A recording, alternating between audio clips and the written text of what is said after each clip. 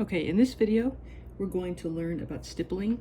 So stippling basically just means that you're taking some kind of mark making material. In this case, we're using oil pastel, and you're just making lots and lots of dots on a paper over and over again, okay? So I worked with this picture here. So this is what I chose. You could choose anything you want. You could choose a landscape, you can choose a portrait. It's up to you. So this is the image that I used. And I used lots and lots of dots to mimic the color. And this is just half of it. So this is what I got, right? So I'm using all these pastel colors. I'm layering them over each other, but I'm just using tons of little dots over and over again, okay? So this is what you can make, which is really cool. The texture looks great, okay? So this is kind of what it looks like, just as a comparison, okay? So it's a really nice texture. It's really fun to do. It's a really nice way to mix colors. You don't have to be too exact about making everything perfect. It's just pretty delightful. So here's how you do it. First, you choose what you're gonna do. So you could choose anything online. I would recommend bringing in like one of your family photographs of maybe like a trip you went on or something like that, or an important person in your life. Maybe a grandparent or I don't know, whatever you want. But I would recommend bringing in your own photos just because it's so much more meaningful. But if you do decide to use something online, and if you use your photo too, you have to somehow get it on the computer screen because it's just easier, so we don't have to print anything out. So you get it on the computer screen, make it as large as possible, and then you're going to use a transparency. So you're just using a plastic sheet like this, okay? You're going to lay it over the image, and you're going to use your Sharpie, and you're just going to be doing the outlines of things. Okay, so I'm just outlining the edges of everything. I'm not going to be worrying about getting into texture here at all. Okay, so these areas like the grass, I'm not doing anything there. There's no texture, there's no repetitive line or anything, no texture at all, just the outlines. But I do see trees here, so I would be doing that because that's a very distinct outlined shape that's different than everything else. So you would outline all of the edges, the mountains, etc., the trail, the person's body, etc., right? Then you get this. Okay, so I've done that. Now I have this outlined version of my image, okay? So I can fit it, you know, right on. I would also make sure that you just outline the frame so you know where you are. Okay, so I have my outlined version. That shouldn't take you very long. This is what it looks like. Notice there's no texture, just outlines of basic, you know, distinct shapes in the image. So I take that, and then I'm going to get my paper, just white paper. So your regular mixed media paper, and you're going to be tracing in pencil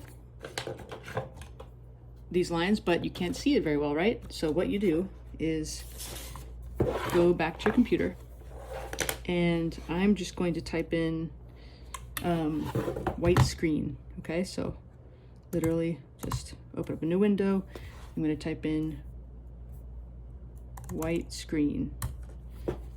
Okay, you'll notice that there's a YouTube one that comes up, and I like to use that one because you can make it really big. So I'm just going to make this big. Now it's a huge white screen, and I can put my my illumination all the way up. Now it's really easy. I can just lay down my transparency like this, and again my screen is laying on the tabletop, and then I put my white paper over it, and now it's really easy for me to see that. Okay, so now I use my pencil and I trace all the lines. So every single line I made, I trace, okay? And what I get is this, okay? So take my transparency away. I can take my computer and just set it to the side. So now I have my drawing to work with, and I'm gonna go back to my image because now I need to use the image as my reference, okay? So now I'm going to be looking at this just next to me, right? And I'm going to be starting to fill everything in with my stippling technique. Again, stippling or striking, and you're just making little dots, okay? So I'm not going to do this whole thing because it would take forever, but I'm just going to show you what I would do here. I'm losing it, guys. Okay, so you would use your pastels, and again you're looking at your reference image. I noticed, for example, that there's I might just start with my figure because I want to just get that in, and it's pretty much all very dark. It's almost black. So I would find my black, it's right here. And I'm looking at the body. It looks like this whole, most of this back leg over here, this part over here is all black. So I literally am just making dots. That's all I'm doing. I'm also making sure to use the edge of my pastel. Don't go straight down. Use just the edge because that gives you a lot of control, okay?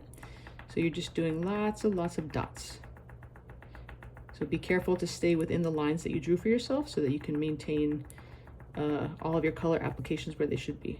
Okay, so you're literally just doing that. For areas that you want to blend, you can just go right over them. Just go right over, okay? So I would recommend, for example, like in this area right here, there's some darkness here, but then it blends into that more of like a golden hillside. So I would start with my black. So I'm going to start with my darker thing first.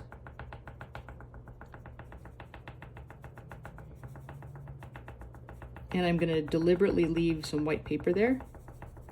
And I'm going to put that to the side. And then I'm going to go in with my brown, so it's a little bit lighter. And I'm going to go over that. And they'll start to blend together to make a nice dark brown. And then the hillside gets a little more brown over here. So I'll add some light brown over here, for example. But you really have to look at your reference to see what it's doing. And then there's even a little bit of green in the hillside, just in this portion. So I'm observing carefully what I see, and I'm layering the colors that I need. Notice how I'm working from dark to light. There's a little bit of yellow, so I'm going to use that.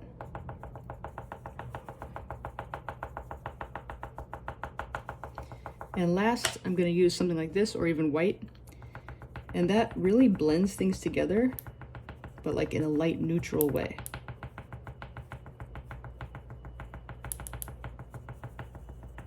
Okay, so this is why it's so fun, because you're mixing all of these layers of colors together, and then you get something that you wouldn't get if all these colors were separate. So it's a completely different thing. Okay, so this is what I have so far. I've only done half of it so far.